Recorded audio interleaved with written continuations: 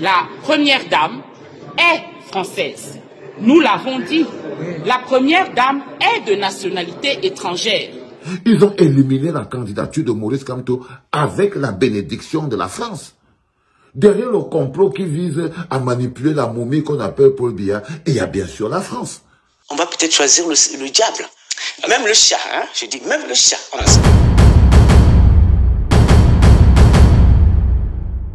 Bonjour, bonjour et bonsoir mes chers frères et sœurs. Bienvenue une fois de plus sur ma page officielle FM Tapsec. C'est toujours un plaisir d'échanger avec vous sur certains sujets, surtout à titre éducatif. Aujourd'hui, c'est Maître Akeremouna, Maître Michel Ndoki, qui sont montés au créneau, porter plainte au chef de l'État, non pas pour sa longévité au pouvoir, non plus pour sa vieillesse, mais cette fois-ci parce que sa femme serait française. Donc voilà jusqu'où vous êtes capable d'aller pour exciter le peuple au soulèvement populaire, pour créer forcément une insurrection au Cameroun à la veille des élections présidentielles d'octobre 2025. Vous, en tant qu'avocat renommé, réputé, non seulement au Cameroun, mais en Afrique et même dans le monde, les papes du droit, les maîtres Akeremouna, on connaît votre CV. C'est à nous autres de vous rappeler les notions basiques de votre métier. Vous ne savez pas que les avocats sont avant tout des auxiliaires de l'État. C'est-à-dire auxilium. Auxilium, ça se voit en première année université de droit. Donc vous êtes avant tout des auxiliaires de l'État. Vous êtes formés pour être au service de l'État. Au même titre que l'armée, honneur et fidélité. Parce qu'ils s'engagent d'abord premièrement pour défendre l'État, pour défendre la nation. C'est d'abord ça. Et vous-même les avocats, vous prêtez serment.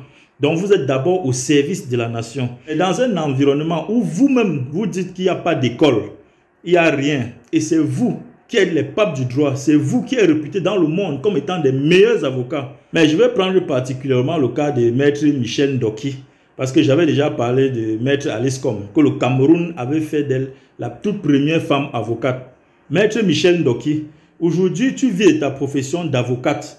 Et le Cameroun t'a bourré de connaissances, de compétences, au point où tu t'es porté garant de poser ta candidature comme présidente du MRC. Si cela avait abouti, c'est qu'aujourd'hui tu es parmi les candidats qui rêvent, qui prétendent briguer la magistrature suprême de ton pays. C'est que le Cameroun a fait de toi une femme qui ose, sûre d'elle, capable de diriger, de gérer un pays comme le Cameroun. Mais ce n'était pas de la faute du chef de l'État ou bien du RDPC si tu n'avais pas finalement pu être élu ou bien poser ta candidature comme étant présidente du MRC. Sinon aujourd'hui tu serais peut-être parmi les 11 candidats qui s'en vont briguer la magistrature suprême. Ce sera le Cameroun qui a fait de toi une femme de ce genre, de ce calibre-là. Mais ce que vous connaissez, ce que vous pouvez faire aujourd'hui, c'est de dire que le chef de l'État, la femme du chef de l'État est française, tout simplement pour susciter ou alors pour exciter à l'insurrection, au soulèvement populaire. Parce que vous voulez à tout prix que le Cameroun se lève, se gâte. Et c'est exactement ça le prototype du Camerounais. C'est-à-dire que quelqu'un qui vous a tout donné, qui vous donne tout, à cœur ouvert, vous donne tous les armes, tout le matériel nécessaire pour grandir, pour vous élever. Mais demain, vous utilisez ces armes-là contre lui.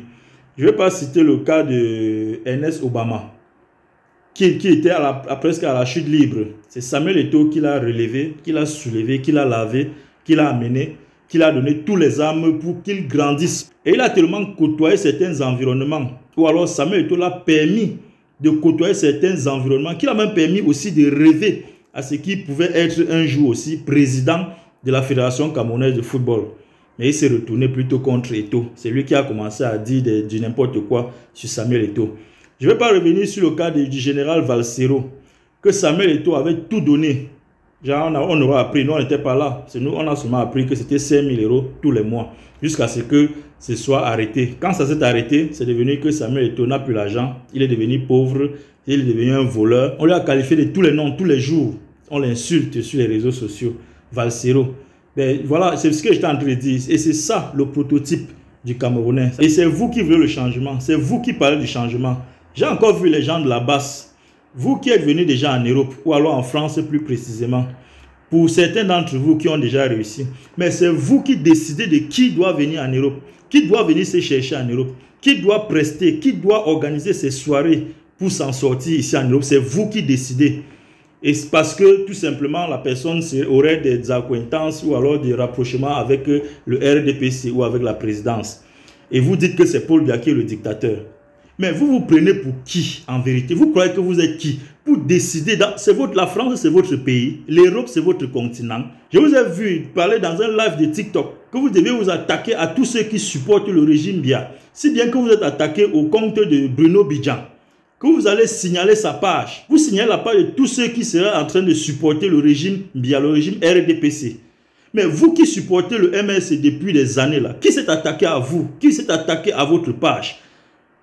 Et vous dites que c'est le RDPC qui est le dictateur. Arrêtez, je ne sais pas pour qui vous vous prenez pour décider de ce que les gens vont faire de leur vie. Vous allez boycotter. Et Cindy de Boston qui sort dit que les Kangwa la panthère, arrêtez ça, arrêtez ces bêtises-là. Vous n'avez rien du tout. Vous voulez mener le combat, allez au Cameroun. Allez, Paul Biya au Cameroun, allez au Cameroun. Arrêtez de fatiguer les gens, mon frère. Arrêtez, vous manquez quoi faire? Vous n'avez pas de travail. Vous travaillez, vous êtes bien, non? Vous faites quoi dans la vie des gens? Si vous voulez, ne partez pas à leur concert, ne partez pas à leur manifestation. Mais qu'est-ce qu'il y a d'aller boycotter, d'aller détruire, gâter la vie des gens? Si bien qu'il y a des gens qui sont même prêts aujourd'hui même à supporter officiellement ou ouvertement le RDPC. Mais ils ont même peur. Peur seulement parce que vous intimidez les gens. C'est qu'est-ce qu'il y a d'agressif? Vous êtes des agresseurs. C'est comme ça qu'on dirige un pays. C'est avec ça. Le boycott à gauche, le boycott à droite. Quand on n'avait rien à faire, on n'avait aucune idéologie, restez tranquille, fermez la bouche, vous laissez les gens qui sont en train de travailler.